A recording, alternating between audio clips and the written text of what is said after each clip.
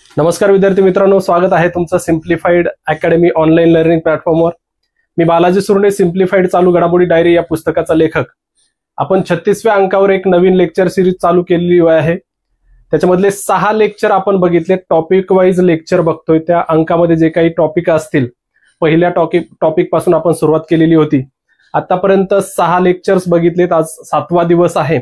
आज आपण अंतरिक्ष घडामोडी या संदर्भातल्या ज्या काही घडामोडी असतील त्याचं विश्लेषण करणार आहे। परीक्षेच्या दृष्टिकोनातून अत्यंत महत्त्वाचा असा टॉपिक आहे। बऱ्याचदा याच्यावरती प्रश्न याच्यापूर्वी विचारलेले आहेत। तर सुरुवात करूयात आजच्या लेक्चरला। पहिलं आपली न्यूज आहे इस्रोचे 100वे प्रक्षेपण। आतापर्यंत हा एक विक्रम झालेला आहे इस्रोचा। 100व प्रक्षेपण इस्रोने केलेला आहे। भारतीय उपग्रह असतील किंवा इतर देशांचे उपग्रह सुद्धा इस्रोने सोडलेले आहेत। त्या संदर्भात ही न्यूज आहे। भारतीय अंतराळ संशोधन संस्थेने 29 जानेवारी 2025 रोजी श्रीहरिकोटा येथील सतीश धवन अंतराळ केंद्रातून आपले ऐतिहासिक 100वे प्रक्षेपण केलेले आहे। आतापर्यंत 100 प्रक्षेपणांमध्ये 548 उपग्रह कक्षेत इस्रोने सोडलेले आहेत। त्यामुळे हा मुद्दा महत्त्वाचा आहे। या मोहिमेत GSLV F-15 प्रक्षेपकाच्या मदतीने NVS-2 हा उपग्रह जिओसिंक्रोनस ट्रान्सफर ऑर्बिट मध्ये स्थापित करण्यात आला। म्हणजे 100व प्रक्षेपण केलं, त्याच्यामध्ये कुठला उपग्रह प्रक्षेपित करण्यात आला तर हे लक्षात ठेवायचं, NVS-2 नॅव्हिगेशन सॅटेलाइट आहे हा भारताचा। त्याचं जिओसिंक्रोनस ट्रान्सफर ऑर्बिट मध्ये स्थापन करण्यात आलेला आहे। 2025 या वर्षातील इस्रोकडून करण्यात आलेले हे पहिलेच प्रक्षेपण आहे।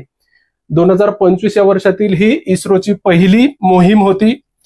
आणि त्याचप्रमाणे इस्रोचे नवनियुक्त अध्यक्ष व्ही नारायणन यांच्या नेतृत्वाखालील ही पहिलीच मोहीम होती। आपण नेमणुका टॉपिक मध्ये बघणारच आहोत। व्ही नारायणन यांची इस्रोचे अध्यक्ष म्हणून नेमणूक झालेली आहे। ते इस्रोचे 11वे अध्यक्ष ठरलेत। 14 जानेवारी 2025 रोजी त्यांनी पदभार स्वीकारलेला आहे। त्या संदर्भात आपण पुढे नेमणुकामध्ये बघणारच आहोत। पण ह्या गोष्टी लक्षात ठेवायच्या की ही जी मोहीम होती, हे जे उपग्रह प्रक्षेपण झालेलं आहे ते 100व प्रक्षेपण आहे। त्याच्यानंतर 2025 या वर्षातील इस्रोचं पहिलं प्रक्षेपण आहे। आणि जे नवीन अध्यक्ष झालेले आहेत व्ही नारायणन यांचं नेतृत्वाखालील सुद्धा ही पहिली मोहीम होती। आता या उपग्रहाबद्दल जर माहिती घ्यायची झाली, NVS-2 उपग्रह, तर NVS मालिकेतील हा दुसरा उपग्रह आहे। भारताच्या नेव्हिगेशन विथ इंडियन कॉन्स्टेलेशनचा म्हणजेच नाविकचा भाग आहे। तुम्ही ऐकला असेल GPS सिस्टीम, ही भारताची स्वदेशी GPS सिस्टीम आहे। वेगवेगळ्या देशांच्या वेगवेगळ्या प्रणाली आहेत। त्याच्यामध्ये GPS जी आहे ती अमेरिकेची सिस्टीम आहे। त्याच धर्तीवर भारताने सुद्धा एक स्वतःचं प्रणाली विकसित केली, त्याचं नाव आहे नाविक। त्याचं लॉंग फॉर्म आहे navigation with Indian constellation. Constellation म्हणजे तारका समूह असतो, तारका समूहाला कॉन्स्टेलेशन म्हणतात। तसं भारताचा एक सॅटेलाइटचा एक समूह आहे। त्याच्यात एकूण 7 उपग्रहांचा समूह आहे। ते उपग्रह भारताच्या पृथ्वीच्या जिओसिंक्रोनस ट्रान्सफर ऑर्बिट मध्ये, म्हणजे 2 त्या ठिकाणी कक्षा आहेत। त्याच्यामध्ये एक जिओसिंक्रोनस ट्रान्सफर ऑर्बिट आहे आणि दुसरी जिओ स्टेशनरी ट्रान्सफर ऑर्बिट आहे। अशा 2 कक्षांमध्ये 7 उपग्रहांचं त्या ठिकाणी जाळं असणार आहे। आणि ते भारताचं जे काही GPS प्रणाली आहे ती त्या ठिकाणी उपयोगी ठरणार आहे। NVS-2 उपग्रहाची रचना आणि निर्मिती कोण केली तर UR उपग्रह केंद्रामध्ये त्याची निर्मिती झालेली आहे। बेंगळुरू या ठिकाणी हे केंद्र आहे। त्या ठिकाणी या उपग्रहाची निर्मिती झाली। 2250 किलो उपग्रहाचं वजन आहे। त्याचे वैशिष्ट्य विचारले जाऊ शकतात। निर्मिती कोणत्या ठिकाणी झाली हे लक्षात ठेवा। UR उपग्रह केंद्र आहे आणि त्याचं वजन जर बघितलं तर 2250 किलो असं उपग्रहाचं वजन आहे। भारतीय भूभागापलीकडे 1500 किलोमीटर पर्यंत हा उपग्रह सेवा पुरवणार असून त्यामुळे भारतीय उपखंडातील नागरिकांना अचूक स्थान, वेग आणि वेळ या गोष्टी मिळणार आहेत. जवळपास भारतीय जो काही भूभाग आहे त्याच्या पलीकडे 1500 किलोमीटर पर्यंत याची सेवा असणार आहे आणि त्याच्यामध्ये स्थान, वेग, वेळ हे भारतीय जनतेला मिळणार आहे. GSLV F-12 मधून 29 मे 2023 रोजी NVS-1 उपग्रह प्रक्षेपित करण्यात आला होता.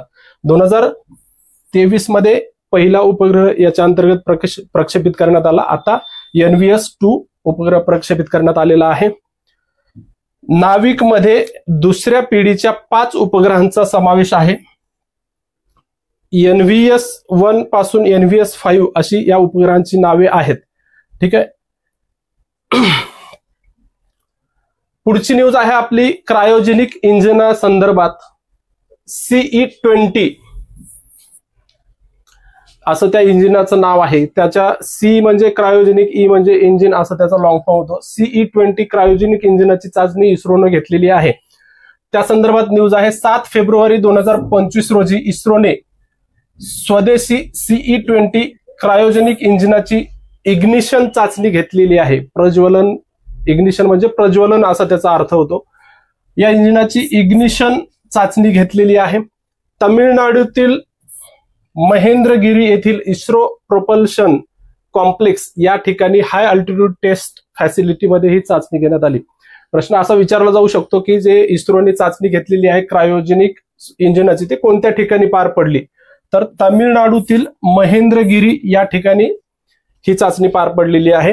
हे इंजिन गगनयान मोहिमेसाठी महत्वपूर्ण ठरणार आहे. 3 टप्प्याचं इंजिन आहे. गगनयान मोहिमेसाठी त्याचा प्रामुख्याने वापर करण्याच्या दृष्टिकोनातून विकास करण्यात आलेला आहे.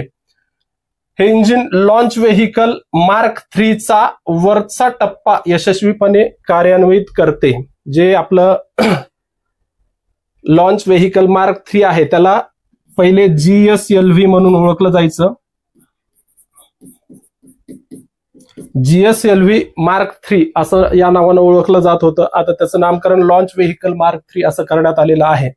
तर त्या प्रक्षेपकाचा वरचा टप्पा प्रज्वलित करण्यासाठी हे क्रायोजेनिक इंजिन विकसित करण्यात आलेलं आहे. या इंजिनामध्ये द्रवरूप ऑक्सिजन आणि हायड्रोजनचा इंधन म्हणून वापर केला जातो. हे पण लक्षात ठेवा की क्रायोजेनिक इंजिनामध्ये कोणत्या गोष्टीचा वापर केला जातो, कोणत्या घटकाचा वापर केला जातो, तर द्रवरूप ऑक्सिजन आणि हायड्रोजनचा इंधन म्हणून वापर केला जातो. द्रवरूपात त्याचे तापमान -160 डिग्री सेल्सिअसच्या आसपास असतं. एवढं कमी तापमान त्या ठिकाणी असतं. ही लाईन महत्वाची आहे. क्रायोजेनिक तंत्रज्ञान सर्वप्रथम अमेरिकेने विकसित केलेलं आहे. त्याच्यानंतर सध्या हे America, Russia, Japan, Bharat, France आणि चीन अशा एकूण 6 देशांकडे स्वतःचं क्रायोजेनिक इंजिन आहे. स्वतःने क्रायोजेनिक इंजिन विकसित केलेलं आहे. पुढची न्यूज आहे ब्लू घोस्ट आणि रेसिलियन्स उपग्रहांचे प्रक्षेपण. चंद्रावर 2 लँडर पाठवण्यात आलेले आहेत. त्या संदर्भात ही न्यूज आहे. अमेरिका आणि जपान या देशांनी तयार केलेल्या 2 चंद्रयानांचे प्रक्षेपण स्पेसएक्स च्या प्रक्षेपकाद्वारे 15 जानेवारी 2025 रोजी प्रक्षेपित करण्यात आलेलं होतं. चंद्रावर उतरण्याच्या उद्देशाने ही दोन्ही अंतराळयान खाजगी कंपन्यांनी तयार केलेले आहेत. पहिल्यांदा आपण ब्लू घोस्ट बद्दल माहिती घेऊयात. फायरफ्लाय एरोस्पेस ही अमेरिकन कंपनी आहे. फायरफ्लाय एरोस्पेस या कंपनीच्या यानाचे नाव आहे ब्लू घोस्ट. अमेरिकेतील आग्नेय प्रदेशात काजव्यांची ब्लू घोस्ट ही प्रजाती आढळते, त्यावरून या यानाला ब्लू घोस्ट हे नाव दिलं. फायरफ्लाय असं काजव्यांना इंग्रजीमध्ये म्हटलं जातं आणि या कंपनीचं नाव सुद्धा फायरफ्लाय एरोस्पेस आहे.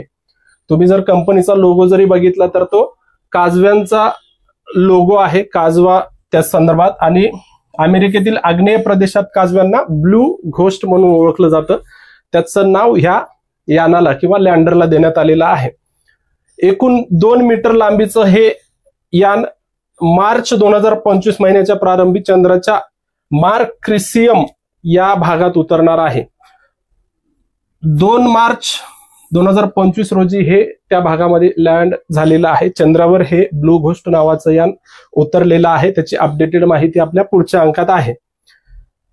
चंद्राच्या उत्तर अक्षांशामधील हा ज्वालामुखी प्रदेश आहे, मार्क्सियम हा जो भाग आहे तो चंद्राच्या उत्तर अक्षांशामधील हा ज्वालामुखी प्रदेश आहे. त्या ठिकाणी फायरफ्लाय एरोस्पेस या कंपनीचं जे ब्लू घोस्ट लँडर होतं ते उतरलेलं आहे. पुढचं आहे रेसिलियन्स. हे लँडर किंवा हे यान जे आहे ते जपानची कंपनी होती, जपानच्या कंपनीनं विकसित केलेलं आहे. जपानने अंतराळात पाठवलेल्या रेसिलियन्स या यानाची निर्मिती आयस्पेस या खाजगी कंपनीने केलेली आहे. आयस्पेस ही जपानची खाजगी कंपनी आहे. तर त्यांनी हे यान तयार केलं. चंद्राच्या पृथ्वीला जवळ आलेल्या भागावरील उत्तरेकडे यान उतरणार, चंद्राच्या पृथ्वीला जवळ असलेल्या भागावरील उत्तरेकडे यान उतरणार होतं, पण हे यान मात्र त्या ठिकाणी क्रॅश झालेलं आहे. फक्त ब्लू घोस्ट हे यशस्वीपणे उतरलेलं आहे चंद्रावर. रेसिलियन्स यान त्या ठिकाणी क्रॅश झालेलं आहे. फक्त लक्षात ठेवायचं आहे की हे कोणत्या ब्लू घोस्ट हे जे यान आहे ते कोणत्या देशाचं आहे किंवा कोणत्या कंपनीने पाठवलेलं आहे असं प्रश्न विचारला जाऊ शकतो. किंवा रेसिलियन्स हे मोहीम जी आहे किंवा जे यान आहे ते कोणत्या देशाशी संबंधित आहे किंवा कोणत्या कंपनीशी संबंधित आहे अशा स्वरूपाचा प्रश्न तुम्हाला त्या ठिकाणी विचारला जाऊ शकतो. पुढची सगळ्यात महत्वाची आहे न्यूज. स्पेडेक्स जो प्रयोग आहे, 2 उपग्रहांना जोडणारा, अवकाशामध्ये 2 उपग्रहांना जोडणारा भारताने पहिल्यांदाच प्रयोग केलेला आहे. त्याचं नाव आहे स्पेडेक्स. स्पेस डॉकिंग एक्सपेरिमेंट असा त्याचा लॉंग फॉर्म होतो. स्पेस डॉकिंग एक्सपेरिमेंट किंवा स्पेडेक्स मोहीम असं म्हटलं जातं. अवकाशात 2 उपग्रहांना जोडणारा प्रयोग यशस्वी झाल्याचं भारतीय अवकाश संशोधन संस्थेने म्हणजेच इस्रोने 15 जानेवारी 2025 रोजी जाहीर केलेला आहे. जमिनीपासून सुमारे 475 किलोमीटर उंचीवरील कक्षेत 2 उपग्रहांना एकमेकांशी जोडून भारत स्पेस डॉकिंग तंत्रज्ञान अवगत असलेला अमेरिका, रशिया, चीन नंतर जगातील 4था देश ठरलेला आहे. हे लक्षात ठेवा, याच्यावरती प्रश्न फ्रेम होऊ शकतो. याच्यापूर्वी अमेरिका, रशिया आणि चीनने हा प्रयोग यशस्वी करून दाखवलेला आहे आणि आता भारत जगामध्ये असा 4था देश ठरलाय की जे 2 उपग्रह अवकाशामध्ये जोडलेला आहे. प्रत्येकी 220 किलो वजनाच्या ए आणि बी या 2 उपग्रहांचे PSLV-C60 प्रक्षेपकाच्या साहाय्याने डिसेंबर 2024 मध्ये यशस्वी प्रक्षेपण करण्यात आलेलं होतं. कुठलं प्रक्षेपक यान आहे हे लक्षात ठेवायचंय. PSLV-C60 या प्रक्षेपक यानाने किंवा ह्या रॉकेटच्या साहाय्याने हे 2 उपग्रह अवकाशात पाठवलेलं होतं. पहिल्या उपग्रहाचं नाव आहे चेसर आणि दुसऱ्याचं नाव आहे टार्गेट. चेसर आणि टार्गेट त्याला SDX-1 किंवा SDX-2 असं सुद्धा संबोधलं जातं. तर चेसर आणि टार्गेट ह्या 2 उपग्रहांचं अवकाशामध्ये डॉकिंग झालेलं आहे. बेंगळुरूतील ISRO telemetric tracking and command network किंवा इस्ट्रॅक येथून उपग्रह जोडणीसाठी अंतिम कमांड देण्यात आली होती. जो आदेश देण्यात आला दोन्ही उपग्रहांना तो कोणत्या ठिकाणी देण्यात आला? बेंगळुरू या ठिकाणी असलेल्या ISRO telemetric tracking and command network किंवा इस्ट्रॅक या केंद्रातून तो आदेश देण्यात आला. अवकाशात 2 उपग्रहांना जोडणारी भारताची ही पहिलीच मोहीम होती. 2024 मधील इस्रोची ही शेवटची मोहीम होती हे सुद्धा विचारलं जाऊ शकतं. मागे एकदा प्रश्न जो आलेला होता या टॉपिक वरती अशा स्वरूपाचे वाक्य तुम्हाला मल्टीलाईन मध्ये विचारलेले आहेत.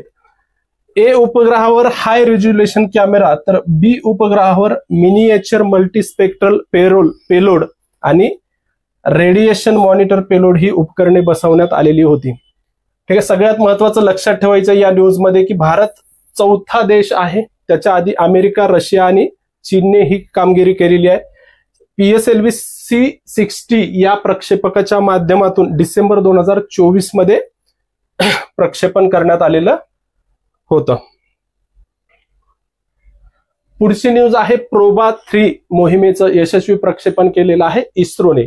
तर त्या संदर्भात बघूया. भारतीय अवकाश संशोधन संस्थेच्या ध्रुवीय उपग्रह प्रक्षेपकाच्या सहाय्याने म्हणजेच PSLV-C59 या प्रक्षेपकाच्या सहाय्याने युरोपियन स्पेस एजन्सीच्या प्रोबा 3 या सौर मोहिमेचे श्रीहरिकोटाच्या सतीश धवन अवकाश केंद्रावरून 5 डिसेंबर 2024 रोजी प्रक्षेपण झालं. लक्षात ठेवायचंय इस्रोने हे यान प्रक्षेपित केलं, मात्र ते यान कोणाचं आहे तर युरोपियन स्पेस एजन्सीचं यान आहे. त्याचं नाव आहे प्रोबा 3 आणि त्याचं कोणत्या घटकाशी संबंधित आहे तर ते सौर मोहीम आहे. सूर्याचा अभ्यास करण्यासाठी ती मोहीम राबवण्यात आलेली आहे. श्रीहरिकोटा या ठिकाणी प्रक्षेपित करण्यात आली.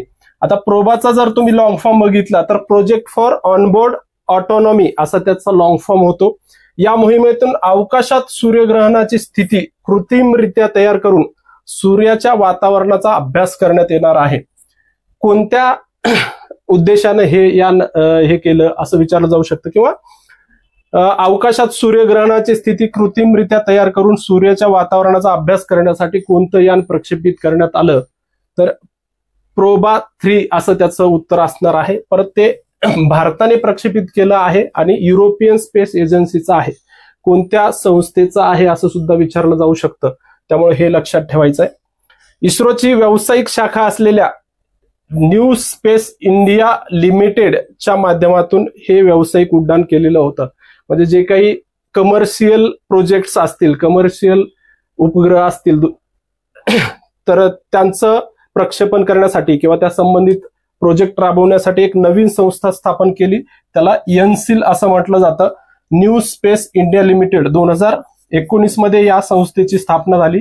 इस्रो अंतर्गत जे काही कमर्शियल किंवा व्यावसायिक उड्डाणं असतील, प्रक्षेपण असतील ते ही शाखा बघत असते. 550 किलो वजनाचा हा प्रोबा 3 2 उपग्रहांचे म्हणजे त्याच्या 550 किलो एकूण वजनाच्या प्रोबा 3च्या 2 उपग्रहांचे प्रक्षेपण करण्यात आलं. ही जी मोहीम आहे प्रोबा 3 त्याच्यामध्ये 2 उपग्रहांचा समावेश होता. त्याचं एकूण वजन जर बघितलं तर 550 किलो होतं.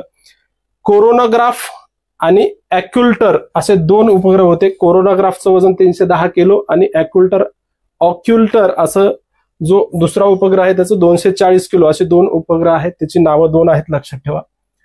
या उपग्रहांना 600 किलोमीटर बाय 60,000 किलोमीटरच्या अतिदीर्घ वर्तुळाकार कक्षेत प्रस्थापित करण्यात आलेला आहे. PSLVच्या साह्याने प्रथमच एखाद्या उपग्रहाला अतिदीर्घ वर्तुळाकार प्राथमिक कक्षा प्रदान करण्यात आली. हे लक्षात ठेवायचंय.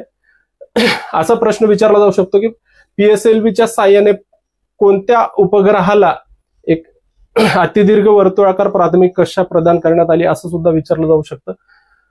उड्डाण करताना 2 अवकाशयाने एकच म्हणून उड्डाण केले अशा प्रकारचा हा जगातील पहिलाच प्रकल्प आहे. म्हणजे 2 जरी अवकाशयान असले तरी तो एकच म्हणून त्याचं प्रक्षेपण करण्यात आलेलं होतं. अशा प्रकारचा सुद्धा हा पहिलाच जगातला उपक्रम आहे. प्रोबा हा मूळ लॅटिन शब्द असून त्याचा अर्थ चला प्रयत्न करूया असा होतो. जर प्रोबा या शब्दाचा शब्दशः अर्थ घ्यायला झाला तर तो लॅटिन शब्द आहे आणि त्याचा अर्थ चला प्रयत्न करू असा होतो. महत्वाची मोहीम आहे त्यामुळे लक्षात ठेवा. तुम्हाला ही संस्था विचारली जाऊ शकते कोणत्या संस्थेचा आहे. युरोपियन स्पेस एजन्सी लक्षात ठेवायचं आहे. पुढचा जी न्यूज आहे ती शिवशक्ती पॉइंटचा पहिला भूवैज्ञानिक नकाशा या संदर्भात आहे. शिवशक्ती पॉइंट माहिती असायला पाहिजे तुम्हाला की जे आपलं चंद्रयान 3 यशस्वीरित्या चंद्राच्या दक्षिण ध्रुवावरती लँड झालेला आहे. तो जे लँड झालेला भाग आहे, जो पॉइंट आहे, त्याला शिवशक्ती पॉइंट नाव देण्यात आलेलं आहे. त्या संदर्भात आपली पुढची न्यूज आहे. भारताच्या भौतिक संशोधन प्रयोगशाळेच्या चमूने चंद्राच्या दक्षिण ध्रुवाजवळील शिवशक्ती पॉइंट या जागेचा पहिला भूवैज्ञानिक नकाशा तयार केलेला आहे. कोणी केला तर भौतिक संशोधन प्रयोगशाळेच्या शास्त्रज्ञांनी हा नकाशा तयार केलेला आहे. हा भाग सुमारे 3.7 अब्ज वर्ष जुना असल्याचं त्यामधून आढळून आलेलं आहे. ही संख्या लक्षात ठेवायची. सुमारे 3.7 अब्ज वर्ष जुना त्या ठिकाणी भाग असल्याचं आढळून आलं.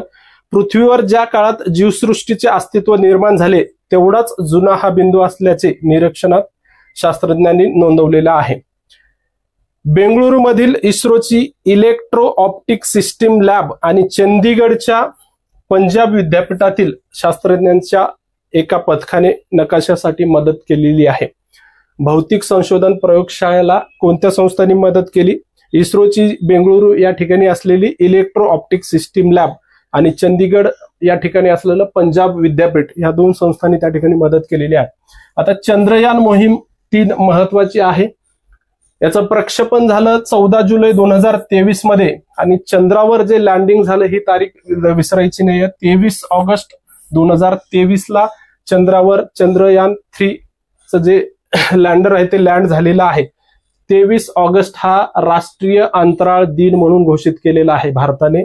दरवर्षी 23 ऑगस्टला जे अंतराळ दिन साजरा केला जातो त्याचा स्मरणार्थ या चंद्रयान 3च्या यशस्वी प्रकल्पाच्या स्मरणार्थ हा दिवस साजरा केला जातो. लँडरचं नाव होतं विक्रम आणि त्याच्यामध्ये जो रोव्हर होता त्याचं नाव होतं प्रज्ञान. लँडिंग स्थान जे आहे ते चंद्राच्या दक्षिण ध्रुवापासून 600 किलोमीटर अंतरावर आहे आणि चंद्राच्या दक्षिण ध्रुवावरती सॉफ्ट लँडिंग करणारा भारत हा जगातील पहिला देश आहे. लँडिंगच्या स्थानाला नाव काय देण्यात आलं? शिवशक्ती पॉइंट हे नाव देण्यात आलं. चंद्रावर यशस्वी सॉफ्ट लँडिंग करणारा भारत हा रशिया, अमेरिका, चीन नंतर चौथा देश आहे आणि दक्षिण ध्रुवावर उतरणारा मात्र जगातला पहिला देश आहे. चंद्रावर सॉफ्ट लँडिंग करणारा चौथा आणि दक्षिण ध्रुवावर उतरणारा पहिला, हे 2 वाक्य लक्षात ठेवायचे आहेत. या मोहिमेच्या स्मरणार्थ 23 ऑगस्ट हा दिवस राष्ट्रीय अंतराळ दिन म्हणून साजरा केला जातो किंवा तो घोषित करण्यात आलेला आहे. पुढची पण महत्वाची न्यूज आहे. आता हे अपडेट झालेलं आहे कारण शुभांशु शुक्ला यांची जी ॲक्सिओम 4 मोहिमेसाठी निवड झालेली होती त्या संदर्भात ही याच्यामध्ये न्यूज होती.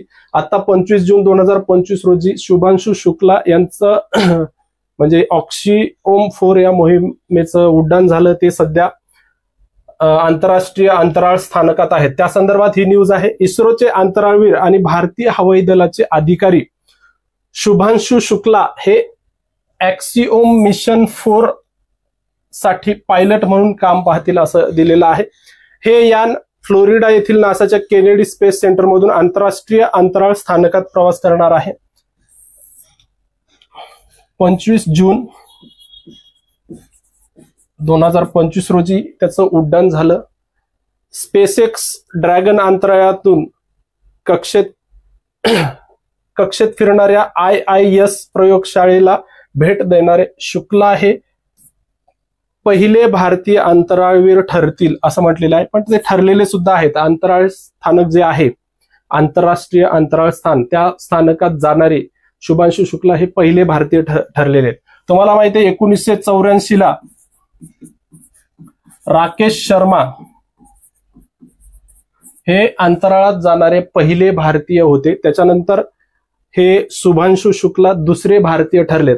पण त्या स्पेस सेंटर ह्याच्यामध्ये इंटरनॅशनल स्पेस ह्याच्यामध्ये आंतरराष्ट्रीय अंतराळ स्थानकामध्ये इंटरनॅशनल स्पेस स्टेशन मध्ये जाणारे मात्र पहिले ठरलेत, हे एक लक्षात ठेवा. नासाचे माजी अंतराळवीर आणि ऑक्सिओम स्पेसच्या मानवी अंतराळ उड्डाण संचालक पेगी विट्सन या व्यावसायिक मोहिमेचे नेतृत्व केलेलं आहे. पेगी विट्सन यांनी मोहिमेचं नेतृत्व केलं. ग्रुप कॅप्टन प्रशांत नायर यांची आंतरराष्ट्रीय अंतराळ स्थानकाच्या ऑक्सिओम 4 मोहिमेसाठी बॅकअप क्रू मध्ये सुद्धा त्यांची निवड झालेली होती. शुभांशु शुक्ला व प्रशांत नायर यांची भारताच्या गगनयान मोहिमेसाठी अंतराळवीर म्हणून निवड झाली. आता गगनयान मोहीम माहिती आहे तुम्हाला, त्यासाठी एकूण 4 अंतराळवीरांची निवड झालेली होती. त्याच्यामध्ये शुभांशु शुक्ला आणि प्रशांत नायर यांचा सुद्धा समावेश आहे.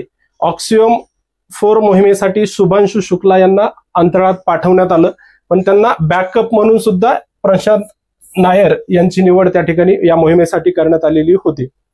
पुढे आपल्या येणाऱ्या अंकामध्ये याच्याविषयी सविस्तर माहिती बघणारच आहोत. आपला जो काही पुढचा अंक येणार आहे शुभांशु शुक्ला यांची पर्सनल माहिती किंवा ह्या मोहिमेबद्दल सविस्तर माहिती आपण पुढच्या अंकामध्ये बघूयात. हे जे आता जून 2025 मध्ये प्रक्षेपित झालेलं आहे मोहीम, त्याच्यामध्ये कोण कोण होतं? टिबोर कॉपू हे हंगेरीचे होते, मिशन स्पेशलिस्ट म्हणून त्यांची नेमणूक झालेली होती. शुभांशु शुक्ला हे भारतीय आहेत, त्यांची पायलट म्हणून या ठिकाणी नेमणूक झालेली होती. पेगी विट्सन हे अमेरिकेचे आहेत, ते या मोहिमेचे कमांडर आहेत, कमांडर म्हणून त्यांची नेमणूक झालेली आहे. स्लावोज उझन्यास्की विन्स्टिव्स्की हे पोलंडचे आहेत, मिशन स्पेशलिस्ट म्हणून त्यांची त्या ठिकाणी नेमणूक झाली होती. या चौघांनी या फाल्कन 9 या रॉकेटच्या माध्यमातून उड्डाण केलेलं आहे. पुढे आता आपण संक्षिप्त घडामोडी बघूयात. अंतरिक्ष या घडामोडी अंतर्गत संक्षिप्त घडामोडीवरती बऱ्याचदा एखादं सॅटेलाइट विचारलं जातं आणि हे सॅटेलाइट कोणत्या देशाचं आहे अशा प्रकारचा प्रश्न तुम्हाला त्या ठिकाणी विचारला जाऊ शकतो. तर लुनर ट्रेल ब्लेझर यानाचं प्रक्षेपण झालेलं आहे. 26 फेब्रुवारी 2025 रोजी नासाने चंद्रावर पाणी शोधण्यासाठी लुनर ट्रेल ब्लेझर ऑर्बिटर या यानांचे प्रक्षेपण केलेलं आहे. हे लक्षात ठेवायचं आहे की चंद्राचे पाणी शोधण्यासाठी लुनर ट्रेल ब्लेझर हे ऑर्बिटर कोणत्या देशाने प्रक्षेपित केलं असं विचारलं जाऊ शकतं किंवा कोणत्या अंतरिक्ष संस्थेने केलं असं विचारलं जाऊ शकतं. देश विचारलं तर त्याचं उत्तर असणार आहे अमेरिका. संस्था जर विचारली तर त्याचं उत्तर असणार आहे नासा. आणि कशासाठी? चंद्रावर पाणी शोधण्यासाठी ही मोहीम राबवण्यात आलेली आहे. अमेरिकेतील केप कॅनवारेल मधील केनेडी स्पेस सेंटर येथून स्पेस एक्स या कंपनीच्या फाल्कन 9 रॉकेटद्वारे त्याचं उड्डाण करण्यात आलं. स्पेस एक्स या कंपनीशी संबंधित कोण व्यक्ती आहे? इलॉन मस्क यांची कंपनी आहे. त्यांच्या स्पेस एक्सच्या फाल्कन 9 रॉकेटद्वारे त्याचं उड्डाण करण्यात आलं. हे अंतराळयान लॉकहीड मार्टिनच्या अंतराळ विभागाने बनवलेलं आहे. लॉकहीड मार्टिन ही जी कंपनी आहे त्याच्या अंतराळ विभागाने हे यान बनवलेलं आहे. पुढचं आहे अथेना लँडरचे प्रक्षेपण.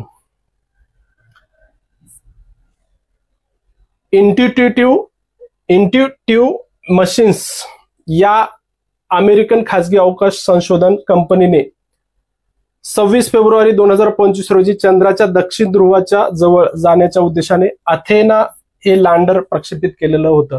हे लक्षात ठेवायचं. मशीन कंपनी कोणती आहे? इंट्युटिव्ह मशीन्स नावाची एक अमेरिकन कंपनी आहे. त्यांनी अथेना नावाचं लँडर प्रक्षेपित केलं होतं. चंद्राच्या दक्षिण ध्रुवाच्या जवळ जाण्याचा उद्देश त्या लँडरचा होता. नासाच्या केनेडी स्पेस सेंटर मधून स्पेसएक्सच्या मदतीने त्याचं प्रक्षेपण करण्यात आलं. 15 फूट म्हणजे 4.5 मीटर उंचीचे हे लँडर चंद्राच्या दक्षिण ध्रुवापासून 160 किलोमीटर अंतरावर उतरणार होतं. पण आता हे मार्च 2025 मध्ये त्याचं लँडिंग झालेलं आहे. लँडिंग हे सुरक्षितपणे झालेलं नाही. त्याचा संपर्क काही दिवसातच तुटलेला आहे. त्यामुळं फक्त या ठिकाणी लक्षात ठेवायचंय की हे अथेना लँडर कोणत्या कंपनीने प्रक्षेपित केलं, कोणत्या देशातली ही खाजगी कंपनी होती. आणि या लँडरमध्येच ग्रेस नावाचं एक ड्रोन होतं. त्या ठिकाणी उड्डाण करण्याचा त्या ठिकाणी प्रयत्न होणार होता. मात्र ही मिशन सुद्धा त्या ठिकाणी म्हणजे अनसक्सेस झालेली आहे. त्यामुळे त्याचं उड्डाण तर झालेलंच नाहीये. पुढचं आहे चायनासॅट 10R नावाचा उपग्रह. नावातच आहे चायनासॅट, त्यामुळे हा चीनचा उपग्रह असणार, यात काही हे नाही.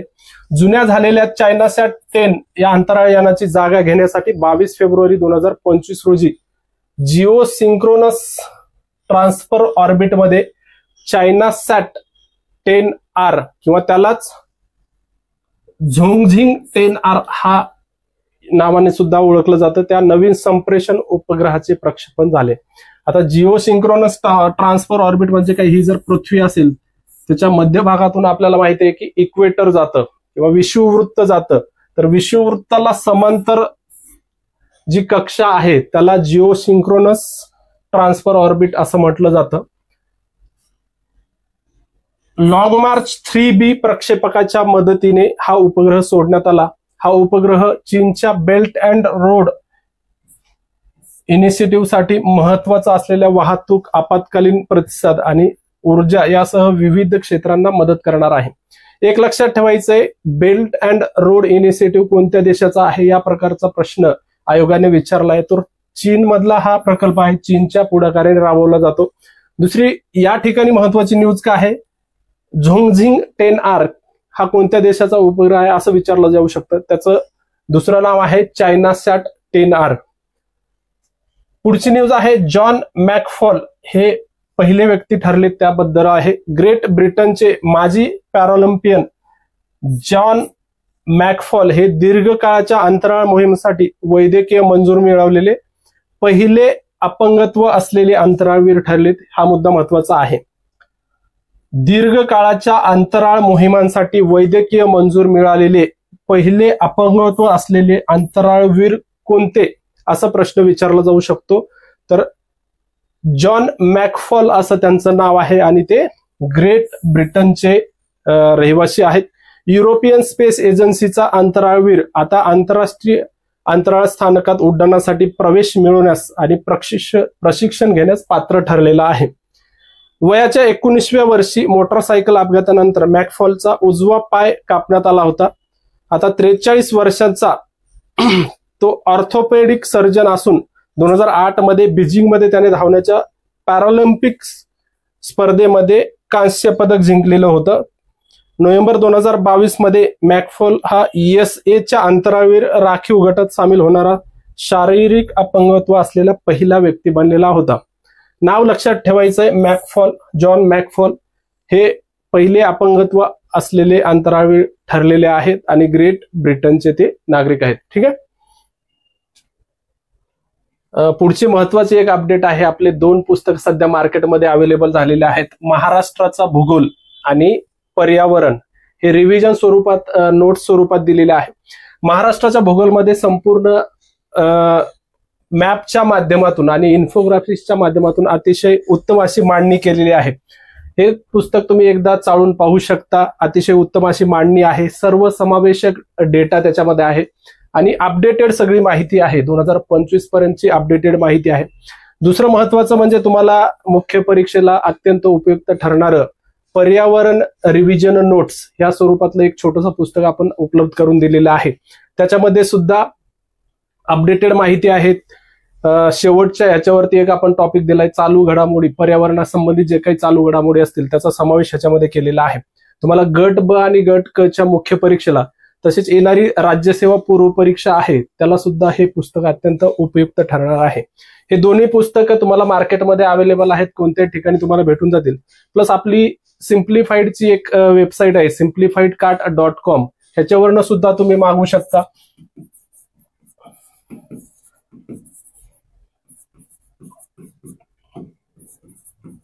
या वेबसाईटवर जाऊन तुम्ही चालू घडामोडीचे सुद्धा पुस्तकं मागू शकता आणि हे 2 पुस्तकं सुद्धा तुम्हाला मिळतील. पब्लिकेशन थ्रू हे पुस्तकं पाठवली जातात, त्याच्यामुळं डिस्काउंट मध्ये तुम्हाला हे पुस्तकं त्या ठिकाणी मिळून जातील. ठीक आहे. आपली पुढची न्यूज आहे स्टारलिंक या प्रकल्पासंदर्भात. स्टारलिंक उपग्रहाचा एक संच प्रक्षेपित करण्यात आलेला आहे. 11 फेब्रुवारी 2025 रोजी स्पेसएक्सच्या फाल्कन 9 या रॉकेटच्या सहाय्याने अमेरिकेतील फ्लोरिडा येथील केप कॅनवेरल स्पेस फोर्स स्टेशनवरून लो अर्थ ऑर्बिटमध्ये 21 स्टारलिंक उपग्रहांचा एक नवीन संच प्रक्षेपित करण्यात आलेला आहे. स्टारलिंक हा एक असा प्रकल्प आहे की त्याचा उद्देश असा आहे की जगभरात जे काही दुर्गम भाग आहेत, ग्रामीण भाग आहेत, अशा प्रत्येक ठिकाणी इंटरनेट पोहोचवणं हा प्रमुख उद्देश या प्रकल्पाचा आहे आणि स्पेसएक्स द्वारे हा प्रकल्प राबवला जातो. स्पेसएक्स ही एलॉन मस्क यांची कंपनी आहे. आता सध्या फेब्रुवारी 2025 मध्ये 21 स्टारलिंक उपग्रह प्रक्षेपित केले. आता साधारणतः जवळपास 12,000 उपग्रह प्रक्षेपित करण्याचा याचा उद्देश आहे आणि भविष्यात ही संख्या 42,000 उपग्रहांपर्यंत वाढवण्याची योजना आहे. त्यामुळे स्टारलिंक प्रकल्प कशा संबंधित आहे लक्षात ठेवा. भारतात सुद्धा आता हळूहळू त्याचा विस्तार होतोय. तर हे ग्रामीण भागात किंवा दुर्गम भागामध्ये त्याचं इंटरनेट प्रोव्हाइड करण्यासाठी सुरू करण्यात आलेलं आहे. स्टारलिंक हे जगातील पहिले आणि सर्वात मोठे उपग्रह नक्षत्र आहे आणि दुर्गम आणि वंचित ठिकाणी परवडणारे इंटरनेट प्रवेश प्रदान करण्यासाठी डिझाईन केलेला हा प्रकल्प आहे. महत्वाचा प्रकल्प आहे, लक्षात ठेवायचं आहे. पुढची न्यूज आहे सर्वात मोठी ज्ञात वैश्विक रचना सापडलेली आहे त्या संदर्भात आहे. जर्मनीच्या Max Planck institute for extra terrestrial फिजिक्सच्या नेतृत्वाखाली आंतरराष्ट्रीय पथकातील खगोल शास्त्रज्ञांनी क्विपू नावाचा सर्वात मोठा ज्ञात वैश्विक रचना शोधलेली आहे. क्विपू नावाची सर्वात मोठी वैश्विक रचना कोणत्या संस्थेने शोधली किंवा कोणत्या देशातील ह्यांनी खगोलशास्त्रज्ञांनी शोधली असं विचारलं जाऊ शकतं. त्यामुळे जर्मनी नाव लक्षात ठेवायचंय. Max Planck institute for extra terrestrial physics नावाची संस्था आहे. या रचनेने 1.3 अब्ज प्रकाश वर्ष व्यापलेले आहेत. प्राचीन इंकन रेकॉर्डिंग सिस्टीमवरून क्विपू हे नाव देण्यात आलंय. हे नाव सुद्धा विचारलं जाऊ शकतं. पुढची न्यूज आहे चांग-ई-8 चंद्र मोहिमे संदर्भात आहे. ही चायनाची चंद्र मोहीम आहे. सुपार्को ही पाकिस्तानची अंतराळ संस्था 2028 मध्ये प्रक्षेपित होणाऱ्या चांग-ई-8 चंद्र मोहिमेसाठी चीन सोबत सहकार्य करत आहे. म्हणजे चांग-ई-8 ही 2028 मध्ये प्रक्षेपित होणारी चीनची चंद्र मोहीम आहे. त्याच्यासोबत सहकार्य करणारी ही सुपार्को ही पाकिस्तानची अंतराळ संस्था आहे. या मोहिमेचा भाग म्हणून 35 किलो वजनाचा स्वदेशी पाकिस्तानी रोव्हर चंद्राच्या दक्षिण ध्रुवाचा शोध घेणार आहे. म्हणजे भारताचं अनुकरण करून पाकिस्तान सुद्धा स्वतःचा रोव्हर चंद्रावर पाठवणार आहे. ते कोणाच्या मदतीनं? चीनच्या मदतीनं. चीनची कोणती मोहीम आहे? चांग-ई-8 हे नाव लक्षात ठेवायचं आहे. चांग-ई-8 हा चीनच्या आंतरराष्ट्रीय चंद्र संशोधन केंद्र प्रकल्पाचा एक भाग आहे आणि चंद्र विज्ञान तळासाठी तंत्रज्ञानाची चाचणी घेण्याचा त्याचा उद्देश असणार आहे. पुढची न्यूज आहे महत्वाची. अंतराळात कृत्रिम प्रकाश संश्लेषणाचा प्रयोग त्या ठिकाणी करण्यात आलेला आहे. चीनी अंतराळवीरांनी कृत्रिम प्रकाश संश्लेषण किंवा आर्टिफिशियल फोटोसिंथेसिस असं त्याला म्हटलं जातं, या नवीन स्वरूपाद्वारे अंतराळात ऑक्सिजन आणि रॉकेट इंधन तयार केलेलं आहे. सरळ सरळ प्रश्न विचारला जाऊ शकतो की अंतराळात ऑक्सिजन आणि रॉकेट इंधन कोणत्या देशाने तयार केलेलं आहे? तर त्याचं उत्तर असणार आहे चीन. एखाद्या देशाने अंतराळात कृत्रिम प्रकाश संश्लेषण करण्याची ही पहिलीच वेळ आहे. हे सुद्धा वाक्य महत्वाचं आहे. चीनच्या तियोंगोंग अंतराळ स्थानकावर राहणाऱ्या शेंझोऊ 19 क्रूच्या सदस्यांनी हे नवीन प्रयोग केलेले आहेत. ह्याच्यावर प्रश्न यापूर्वी विचारलेला आहे की तियोंगोंग ही अंतराळ स्थानक कोणत्या देशाशी संबंधित आहे? तर ते चीनचं अंतराळ स्थानक आहे. जसं आपण बघितलं इंटरनॅशनल स्पेस स्टेशन, त्याच धर्तीवर चीन स्वतःचं स्पेस स्टेशन उभारतंय. त्याचं नाव आहे तियांगोंग. स्वर्गीय महाल असा त्याचा अर्थ होतो. स्वर्गीय महाल असा अर्थ असलेले तियांगोंग हे अंतराळ स्थानक नोव्हेंबर 2022 पासून पृथ्वीच्या खालच्या कक्षेत पूर्णपणे कार्यरत आहे. लो अर्थ ऑर्बिट असं म्हटलं जातं. त्या ठिकाणी 2022 पासून हे अंतराळ स्थानक कार्यरत आहे. पुढे एक कृष्णविवरा संदर्भात बातमी आहे. गैया BH3 नावाचं कृष्णविवर सापडलेलं आहे. त्या संदर्भात न्यूज आहे आपली. खगोलशास्त्रज्ञांना पृथ्वीजवळ लपलेला गैया BH3 नावाचा एक महाकाय कृष्णविवर, त्याला इंग्लिशमध्ये ब्लॅक होल असं संबोधलं जातं, ते सापडलेलं आहे. अशा प्रकारचा हा तिसरा कृष्णविवर आहे. तिन्ही कृष्णविवर 2013 पासून आपल्या आकाशगंगेतील अब्जावधी ताऱ्यांच्या हालचालींवर सतत लक्ष ठेवणाऱ्या युरोपियन स्पेस एजन्सीच्या गैया दुर्बिणीने शोधलेले आहेत. म्हणजे हे जे काही कृष्णविवर आहे, तुम्हाला सरळ प्रश्न अशा पद्धतीने विचारला जाऊ शकतो की गैया BH3 नावाचं कृष्णविवर कोणत्या संस्थेने शोधलेलं आहे? तर European space agency.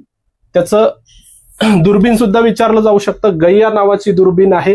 European space एजन्सीच्या गैया या दुर्बिणीने हे कृष्णविवर शोधलेलं आहे. ऍस्ट्रोमेट्री म्हणजेच ताऱ्यांचे स्थान, त्यांची गती, तसेच सौरमालेच्या बाहेरील ग्रहांची गती यांचे अचूक मोजमाप हे या मोहिमेचं उद्दिष्ट आहे. लक्षात ठेवायचंय, गैया BH3 नावाचं कृष्णविवर सापडलं. युरोपियन स्पेस एजन्सीच्या गैया नावाच्याच दुर्बिणीने ते शोधलेलं आहे.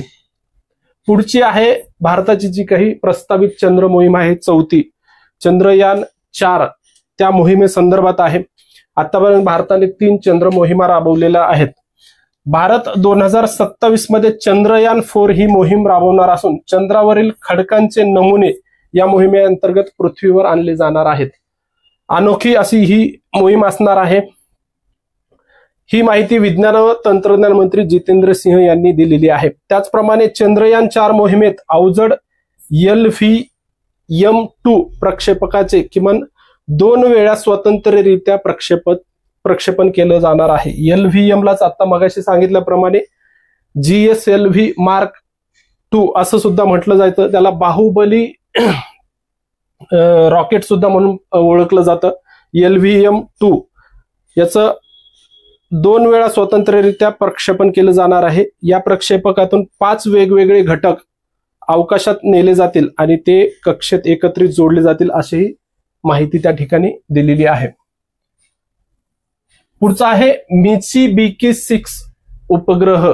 जपानच्या जक्सा अंतराळ संस्थेने 2 फेब्रुवारी 2025 रोजी H3 या रॉकेटद्वारे मित्सुबिशी 6 हा नेव्हिगेशन उपग्रह तानेगाशिमा अंतराळ केंद्रावरून यशस्वीरित्या प्रक्षेपित केला. सरळ प्रश्न विचारला जाऊ शकतो की मित्सुबिशी 6 नावाचा उपग्रह कोणत्या देशाने प्रक्षेपित केला, तर जपानने. आणि संस्था जर विचारली तर जपानची जी अंतराळ संस्था आहे त्याला जॅक्सा असं म्हटलं जातं, त्या संस्थेने हा उपग्रह प्रक्षेपित केला. हा नेव्हिगेशन उपग्रह आहे. जपानमध्ये सध्या क्वासीजेनिथ उपग्रह प्रणाली आहे. त्यामध्ये 2018 मध्ये पहिल्यांदा कार्यान्वित झालेल्या प्रादेशिक नेव्हिगेशन प्रणालीचा 4 उपग्रह आहेत. मित्सुबिशी 6 हा 5वा उपग्रह आहे. मग असं सांगितल्याप्रमाणे जीपीएस ही जी प्रणाली आहे ती अमेरिकेची आहे. भारताची जी प्रणाली आहे त्याचं नाव आहे नाविक.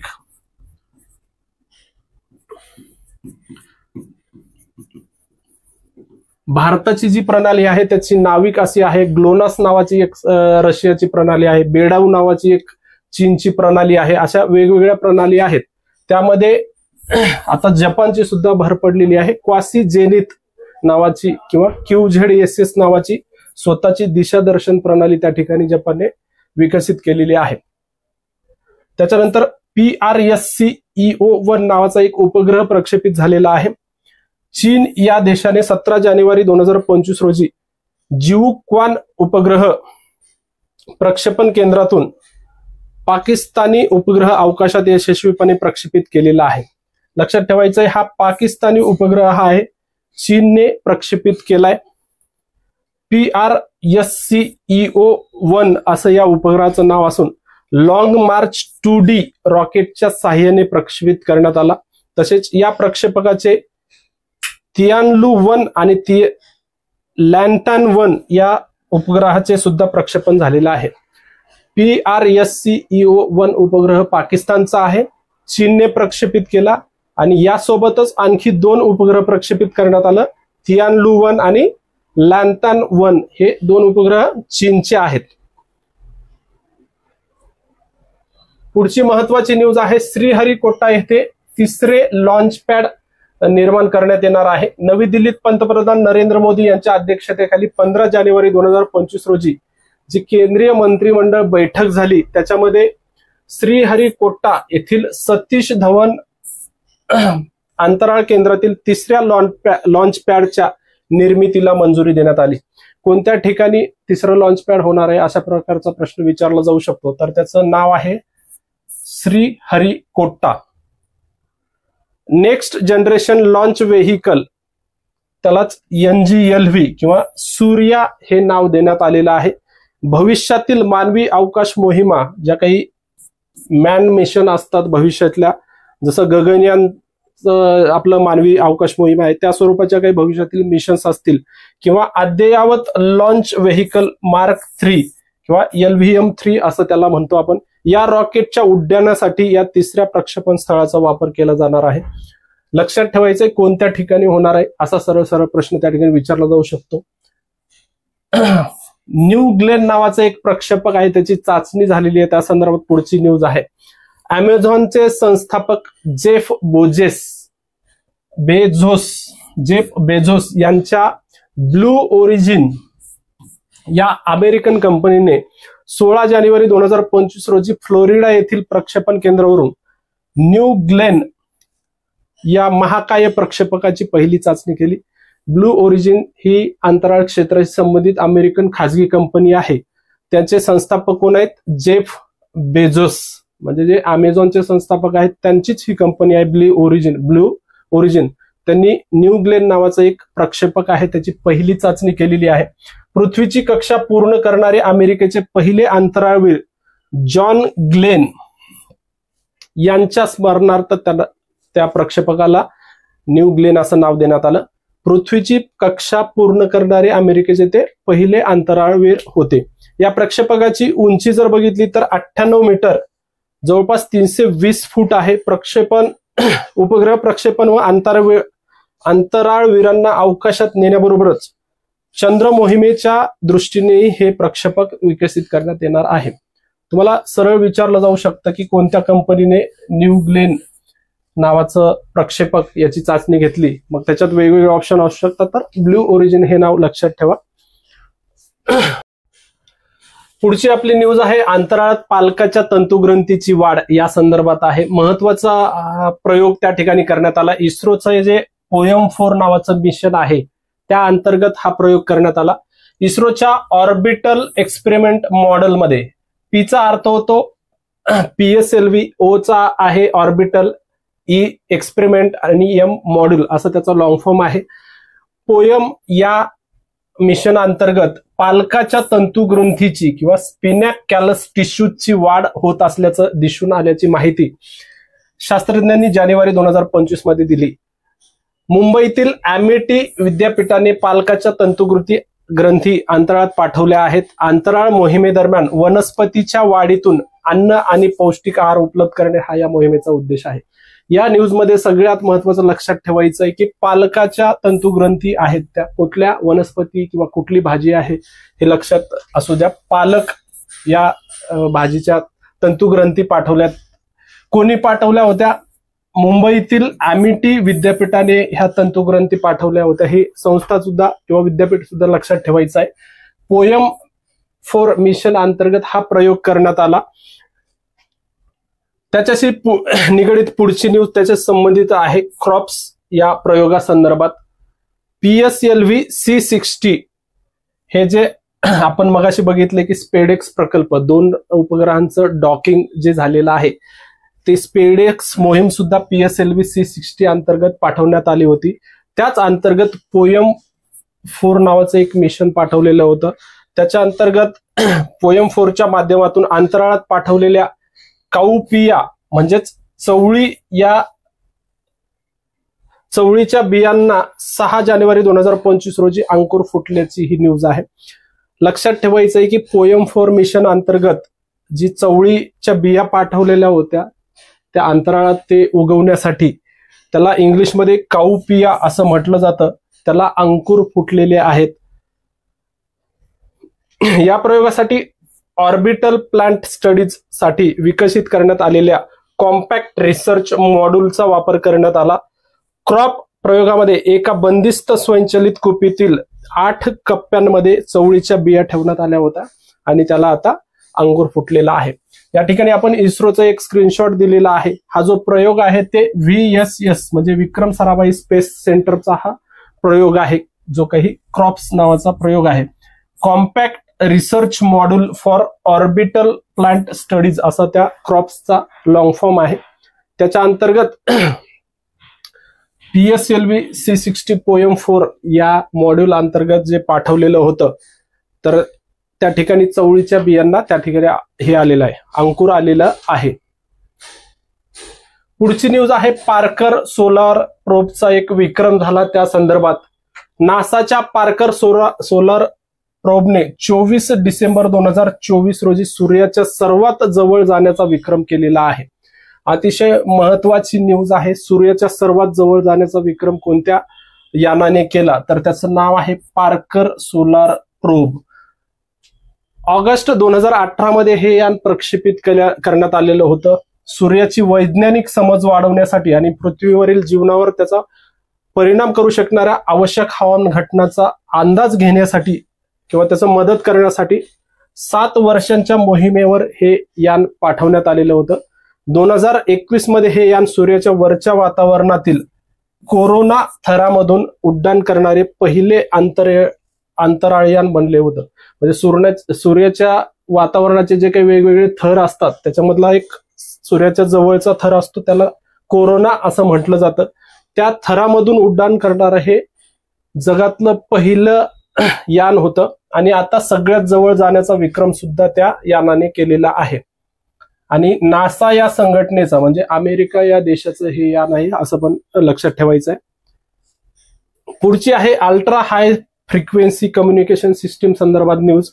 आंध्र प्रदेशातील space startup N Space Tech या कंपनीने स्वदेशी बनावटीच्या अल्ट्रा हाय फ्रिक्वेन्सी कम्युनिकेशन सिस्टीमची 3 जानेवारी 2025 रोजी यशस्वी चाचणी घेतलेली आहे.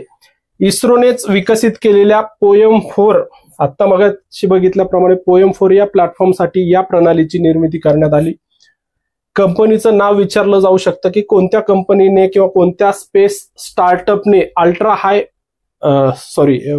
Ultra high frequency communication system विकसित केला असं विचारलं जाऊ शकतं. तर यन स्पेस टेक नावाची ही कंपनी किंवा स्टार्टअप आहे आंध्र प्रदेशमधील. ठीक आहे. पुढचा चीनच्या अंतराळवीरांचा एक विक्रम झालेला आहे, त्या संदर्भात न्यूज आहे. चीनने 17 डिसेंबर 2024 रोजी सियांगोंग अंतराळ स्थानकाच्या बाहेर 9 तासांची एक्स्ट्रा व्हेहिक्युलर ऍक्टिव्हिटी पूर्ण करून नवीन जागतिक अंतराळ विक्रम प्रस्थापित केलेला आहे. कोणत्या देशाच्या शास्त्रज्ञांनी हे लक्षात ठेवायचं आहे आणि किती तासांची? 9 तासांची एक्स्ट्रा व्हेहिक्युलर ऍक्टिव्हिटी त्या ठिकाणी केलेली आहे. सेंझोऊ 19 मोहिमेतील हे सदस्य कै झुझे आणि सॉंग लिंगडोंग असं या 2 अंतराळवीरांचं नाव आहे. 8 तास 56 मिनिटाचा याआधी विक्रम होता, तो 12 मार्च 2001 रोजी अमेरिकन अंतराळवीर जेम्स वोस आणि सुसान हेल्म्स यांनी केलेला होता. आता त्यांचा विक्रम कोणत्या देशांनी मोडलेला आहे? चीन देशांनी मोडलेला आहे. पुढचा आहे पायसॅट 2 उपग्रह किंवा पाय सॅटेलाइट 2 उपग्रह. 17 डिसेंबर 2024 रोजी चीनने शांक्षी प्रांतातील तैयुआन उपग्रह प्रक्षेपण केंद्रातून लॉंग मार्च 2D रॉकेटद्वारे पायसॅट 2 नावाचं 4 पृथ्वी निरीक्षण रडार उपग्रह यशस्वीरित्या प्रक्षेपित केलेला आहे. प्रश्न विचारला जाऊ शकतो की पायसॅट 2 नावाच्या उपग्रहांचं प्रक्षेपण कोणत्या देशांनी केलं? तर चीन या देशांनी केलेलं आहे. पृथ्वीच्या कार्यक्षम निरीक्षणासाठी चीनचे उपग्रह नेटवर्क वाढवणं असं या मोहिमेचं उद्दिष्ट आहे. फक्त नाव लक्षात ठेवा उपग्रहाचं आणि कोणत्या देशाचं आहे, एवढं सफिशियंट आहे या ठिकाणी. इराणने 2 उपग्रह प्रक्षेपित केलेत, त्या संदर्भात बघूयात. 6 डिसेंबर 2024 रोजी इराणने स्वदेशी विकसित समन-1 हा ऑर्बिटल ट्रान्सफर युनिट आहे आणि दुसरं फखर-1 हे नॅनो सॅटेलाइट आहेत, 2 उपग्रह प्रक्षेपित केलेत. आणि सिमोर्ग हा त्यांचा जो काही प्रक्षेपक आहे किंवा रॉकेट आहे, या रॉकेटच्या साहाय्याने समन-1 आणि फखर-1 हे 2 उपग्रह प्रक्षेपित केलेत. कोणत्या देशांनी केले असं विचारलं जाऊ शकतं किंवा कोणते उपग्रह केलेत हे सुद्धा विचारलं जाऊ शकतं. समन-1 आणि फखर-1 हे 2 उपग्रह लक्षात ठेवायचे. सिमोर्ग हे प्रक्षेपक इराणचं आहे, त्यांनी त्या प्रक्षेपकाचा वापर करून ते पाठवलेले आहेत. पुढची न्यूज आहे सुबारू टेलिस्कोप संदर्भात. सुबारू टेलिस्कोपने अलीकडेच NGC 5257 आणि NGC 5258 या 2 परस्पर संवादी आकाशगंगा टिपलेल्या आहेत. ही 8.2 मीटरची ऑप्टिकल इन्फ्रारेड टेलिस्कोप हवाईतील मौना किया येथे स्थित आहे. हवाई या ठिकाणी मौना किया या ठिकाणी हे 2 टेलिस्कोप आहेत, ऑप्टिकल इन्फ्रारेड टेलिस्कोप. ती जपानच्या राष्ट्रीय खगोलशास्त्रीय वेधशाळेद्वारे चालवली जातात, हे लक्षात घ्या. हवाई हे जे क्षेत्र आहे ते अमेरिकन टेरिटरीमध्ये येतं, पण त्या ठिकाणी हे जे टेलिस्कोप आहेत ते जपानच्या राष्ट्रीय खगोलशास्त्रीय वेधशाळेद्वारे चालवले जातात. आणि ही असा प्रश्न विचारला जाऊ शकतो की कोणत्या देशाच्या सुबारू टेलिस्कोपने या 2 आकाशगंगा टिपलेल्या आहेत किंवा ह्या 2 आकाशगंगा कोणत्या टेलिस्कोपच्या मदतीने टिपल्या आहेत असं सुद्धा विचारलं जाऊ शकतं. त्यामुळे हा मुद्दा लक्षात ठेवायचा आहे. पुढचा आहे सेंटिनल-1C उपग्रह. या संदर्भात फ्रेंच गयाना येथील युरोपच्या स्पेसपोर्टवरून सेंटिनेल-1C उपग्रह यशस्वीरित्या प्रक्षेपित करण्यात आला. हा सेंटिनल-1 मालिकेतील 3रा उपग्रह आहे. उपग्रह उच्च रिझोल्युशन रडार प्रतिमा कॅप्चर करतो. कोपर्निकस कार्यक्रमामध्ये सेंटिनल उपग्रहाच्या 12 कुटुंबाचा समावेश आहे. हा कार्यक्रम जागतिक स्तरावर सर्वात मोठी पृथ्वी निरीक्षण प्रणाली आहे. सेंटिनल-1C हे कोणत्या देशाचा उपग्रह आहे? तर हा युरोपियन स्पेस एजन्सीचा हा उपग्रह आहे. फ्रेंच गयाना या ठिकाणून त्याचं प्रक्षेपण झालेलं आहे. पुढची न्यूज आहे जगातील पहिले सेल्फ ड्रायव्हिंग उपग्रह, याच्यावरती प्रश्न येण्याचे चान्सेस आहेत. चीन या देशाने नोव्हेंबर 2024 मध्ये जगातील पहिले सेल्फ ड्रायव्हिंग उपग्रह यशस्वीरित्या प्रक्षेपित केलेले आहेत. Self driving. China aerospace science and technology कॉर्पोरेशनची उपकंपनी Shanghai academy of space flight टेक्नॉलॉजीने हे उपग्रह विकसित केलेत. सिवेई गाओजिंग 203 आणि गाओजिंग 204 अशी या दोन उपग्रहांची नावं आहेत. तुम्हाला नावं लक्षात ठेवायचे. सिवेई गाओजिंग 203, गाओजिंग 204 हे दोन उपग्रह आहेत. 25 नोव्हेंबर 2024 रोजी जिवक्वान उपग्रह केंद्रातून लॉंग मार्च 2C रॉकेटच्या सहाय्याने प्रक्षेपित करण्यात आलं. सरळ आला तर प्रश्न काय येणार तुम्हाला, जगातील पहिले सेल्फ ड्रायव्हिंग उपग्रह प्रक्षेपित कोणत्या देशाने प्रक्षेपित केलं, तर चीनने केलं असं लक्षात ठेवा. विचारलाच तर ते गाओजिंग हे नाव लक्षात ठेवायचं आहे. पुढची न्यूज आहे आदित्य L1 आणि प्रोबा 3 मोहीम एकत्र काम करणार आहेत. आपण मगाशी बघितले प्रोबा 3 ही जी मोहीम आहे ते सौर वातावरणाचा अभ्यास करण्यासाठी प्रक्षेपित करण्यात आलेली होती. आदित्य L1 ही भारताची पहिली सौर वेधशाळा आहे. L1 हे जे पॉइंट आहे पृथ्वीपासून जवळपास 15 लाख किलोमीटर वरती, त्या ठिकाणी हे उपग्रह प्रक्षेपित करण्यात आला. आदित्य L1 मिशन 2025 मध्ये सौर निरीक्षणे करण्यासाठी युरोपियन स्पेस एजन्सीच्या प्रोबा 3 मिशन सोबत काम करणार आहे. भारताने सप्टेंबर 2023 मध्ये सूर्याचा अभ्यास करण्यासाठी आपली पहिली मोहीम प्रक्षेपित केली होती. आदित्य L1 जानेवारी 2024 पासून पृथ्वीपासून सुमारे 1.5 दशलक्ष म्हणजे 15 लाख किमी अंतरावर असलेल्या लँग्रेज पॉइंट वरून कार्यरत करत आहे. आता प्रोबा 3 जी मोहीम आहे ती युरोपियन स्पेस एजन्सीची आहे, इस्रोने प्रक्षेपित केली, ते आपण मगाशी बघितलंय. आदित्य L1 भारताची पहिली सौर वेधशाळा आहे. ते एकत्र काम करण्यासाठी तयार झालेले आहेत. आणि आदित्य L1 हे लँग्रेज पॉइंट 1 जे वेगवेगळे पॉइंट्स आहेत सूर्यापासून ठराविक अंतरावर, त्याच्यामध्ये 1.5 दशलक्ष अंतरावर जो पॉइंट आहे L1 नावाचा, त्या ठिकाणी आदित्य हे यान स्थापित करण्यात आलेलं आहे. ठीक आहे, अशा प्रकारे आपल्या अंतरिक्ष घडामोडी या ठिकाणी संपलेल्या आहेत. आता आपला पुढचा जो लेक्चर असणार आहे ते प्रमुख नेमणुका या संदर्भात असणार आहे. आतापर्यंतचे तुम्ही व्हिडिओज बघितलेत, बराच चांगला प्रतिसाद त्याला दिलेला आहे. हा सुद्धा व्हिडिओ कसा वाटला तुम्ही कमेंट करून नक्की कळवा. आणि चॅनलला, आपल्या युट्यूब चॅनलला सबस्क्राईब करा. टेलिग्राम चॅनल सुद्धा आपले आहेत MPSC मंत्र आणि MPSC सिम्प्लिफाईड नावाचे, तिथे सुद्धा तुम्ही जॉईन करू शकता. त्या ठिकाणी वेगवेगळे अपडेट्स आपण पुस्तकासंदर्भात असतील किंवा लेक्चर सिरीज संदर्भात असतील त्या संदर्भात देत असतो. ठीक आहे, पुन्हा भेटूया आपण पुढच्या व्हिडिओमध्ये. थँक्यू.